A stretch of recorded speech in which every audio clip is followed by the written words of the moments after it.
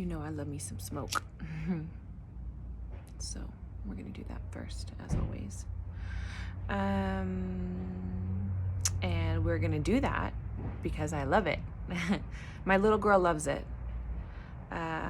Growing up, I just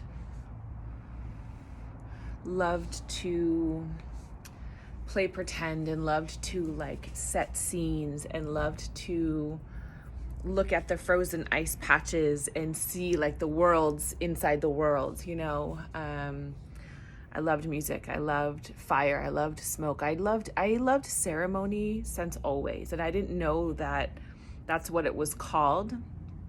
Obviously, as a little girl, I just knew that I loved sitting, gathering, being in circle, talking with people, tea parties, being out in communion with the trees and the gardens and the grass. We used to have a tire swing hanging from one of our trees in our front yard back in Maine. So I loved all of those things. And I'm even thinking now about my early, like middle school years, where I just used to love to rearrange my room like constantly. And always kind of shifting, the energy of the room, because it just was time. I could feel it, So I say all of those things, and I light this, Palo Santo and create this smoke because my little girl loves ceremony. She loves to set and hold space. She loves to create the energy of a space, to hold and facilitate the energy of a space. She loves to play and dream there. And on this spring equinox in the northern hemisphere, that all of those things are what this Sabbath represents. It represents healing the inner child. It represents allowing your inner child to exist. Far too often, all of us, had to grow up sooner than we wanted to. Sooner than we knew we needed to. We would find ourselves in scenarios and in situations that we just were at the effect of, and without the full consciousness of it, our little self was like, well, I guess I just have to respond to this or deal with this or do something with this. And so it prevented us from our complete curiosity. It prevented us from our complete innocence. It prevented us from the full expression of play. And so the spring equinox is meant to bring that back into balance. And based on the word equinox, right? Equal. So the spring equinox and then the autumn equinox are the 2 points at where the amount of light in our ecosystem, the amount of light and dark, is in a balanced place. There is harmony in those places. When we have the solstices, those are the peak times. Winter solstice is the peak of darkness. Summer solstice is the peak of light. And those representations matter, right? Because we talk a lot about external existence being kind of like the masculine, the light, and then the internal existence being the feminine, the darkness. And understanding that relationship, I shouldn't have put these braids in because now look at my earring is stuck to the braid. And that the actions of those light and dark frequencies, the relationship, the dance between the two is what all life is made up of. So when we talk about balance and harmony at these equinoxes, the springtime is for the child in us, because she's the one that reminds us to play. She's the one that whispers at us and knows what she wants in order to be fed. She's the one that whispers at us and, sort of tugs at us when we're sad. She's the one that is really deeply connected to our emotional body, to our feelings. And our feelings are the most important guidance system, Our emotional body carries a lot of weight, a lot of weight. And oftentimes our emotional body is the house of our inner child. Because that little one, that little creature, that little innocent one who only wants to play and only knows how to love and doesn't understand like the evil actions of the world, that little one just sort of receives these things and like walks around and carries it around and is like, I don't know what to do with this. Because again, we didn't really have the childhood that we desired or wanted because there was no one there to facilitate that well, right? And this is not a slam on parenting in any way. Our parents are our parents for a reason. They provide the container that we need to like push up against so that we can remember ourselves. We can remember and choose our own relationship with our inner child instead of all the stories that we were told, all the narratives, all the things that were told to us about how we're supposed to be. Spring Equinox is an invitation to be who you want to be who you really are. Understanding that you have the support of these seemingly opposing yet actually complementary forces of light and dark.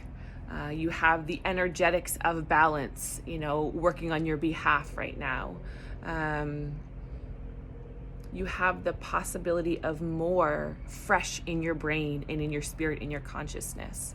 And that's what children remind us of, with their imagination and their curiosity, is that there's always more to be learned. There's so much that we don't know. There's so much to be received as of yet. And springtime, which is what season we shift into at the spring equinox, springtime is all about that energy. Springtime is about the winds kick up and the seeds get carried other places and new flowers and plants are, settled into the ground. Babies are born, things are blooming, new life is just emerging, and it's really, really active. Springtime is a really active time energetically for us. It's a really active time internally for us. All the things that have been dormant in the winter time, all the things that have been gestating inside start to come out and start to be reborn in the springtime at this spring equinox point on the wheel.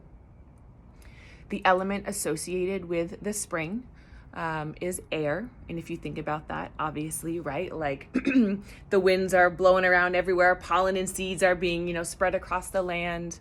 But also air is the mind, it's the mental body. And when we talk about curiosity and questioning and the possibility of more, that comes from up here.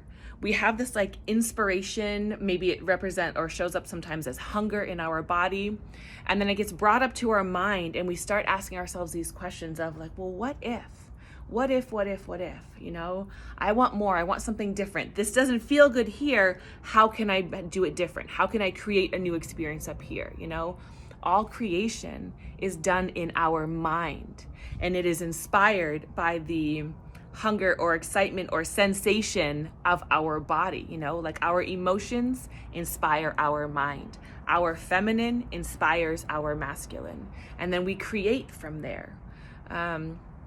So air is represented, as the mental body. It is that new life, that new possibility. It has the sort of archetype of receiving, because the sun rises in the east for us. And so there's a new day dawning.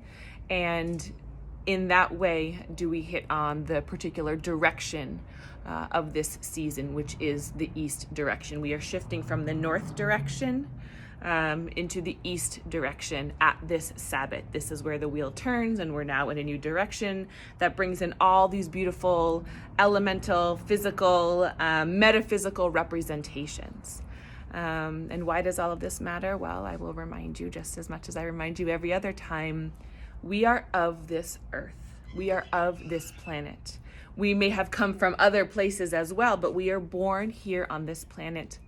And so by proxy, we are the children of this planet. We are made up of the same constituents as the cosmos, as this planet. And so we are deeply engaged and deeply in relationship with our great mother. So whatever she's doing, based on the land upon which we live, whatever she's doing, we are directly affected by that. Whatever we are doing, she is directly affected by that, right? That's part of that symbiotic relationship. And so as a people, it is tremendously important for us to remember that concept and then pay attention to what's going on around us. understanding that whatever's going on around us is going on within us. So we're having those curiosities, we're having those expressions of newness, we are wanting more, we have lots of questions, we are revisiting our relationship with our inner child. We're realizing maybe how poorly he was taken care of, and we seek to take better care of him. Because here's the thing, those inner children never leave. Springtime always happens, right? That means that that inner child is always in there and will always have, the space and time and this voice that will show up at different points in time, in the experience of our days and our months and our years. So that little child never leaves us. And it is our duty, it is our absolute responsibility to tend to that little creature and to make sure that we answer all those incessant questions and to make sure that we feed that little creature exactly what it wants. That we honor the passions and the imagination of that little one. Because again, that little one is directly connected to our emotional experience, to our body, and therefore has a really clean and clear conduit to our desires. And it is from our desires that we are motivated to do anything and everything, right? So on this equinox, which is, again, the equinoxes are kind of a range of time because it depends just on where exactly you live, within the countries and, which part of the globe. But this 20th to 23rd space and time of March for this spring equinox, be aware of these components. Do some writing, do some journaling, do some sitting in the sun. It's really, really important as we are conjuring up new thoughts and new states of existence, and particularly the way the world is right now, it's really, really important that we go back to the land and connect to the elements to help keep us grounded and connected and supported in these changes and in these transitions.